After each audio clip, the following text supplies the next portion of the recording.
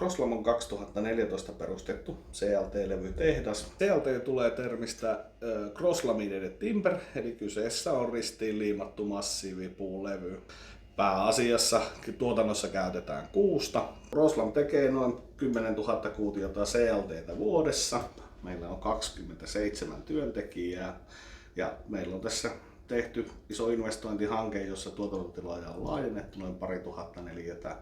Se kasvattaa meidän tuotantomäärää jonkun verran ja lisää myös työntekijöiden tarvetta.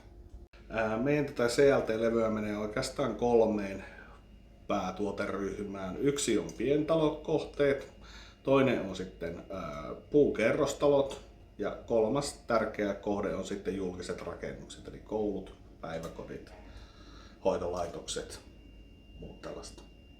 Eli tosiaan meidän tehtaaseen on nyt tehty tässä laajennusinvestointi, jossa tuli 2000 neliötä uutta tuotantotilaa, uusi CNC-kone sekä muuta pienempää automaatioinvestointia. Ja investoinnin arvo oli noin 2,2 miljoonaa euroa. Oikeastaan asiakaskenttä meillä on koko ajan laajentunut ja erityisesti tuo julkinen rakentaminen eli puukoulut ja päiväkodit on ollut mukavasti kasvussa. Ensimmäinen puukoulukohde meillä tuli tähän Kuhmoon, Tuupalan uusi puukoulu ja se tehtiin vuonna 16 ja 17.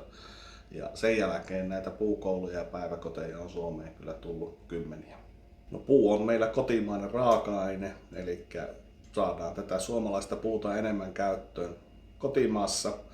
Toinen tietysti on iso asia on nämä ekologiset arvot, eli päästöiltä hyvä raaka-aine korvaa ulkomailta tuotavaa raaka-ainetta ja talotehtaissa niin pitkälle jalostettuja elementtejä, jotka tehdään kuivissa tehasolosuhteissa ja saadaan todella laadukkaita koteja suomalaisille.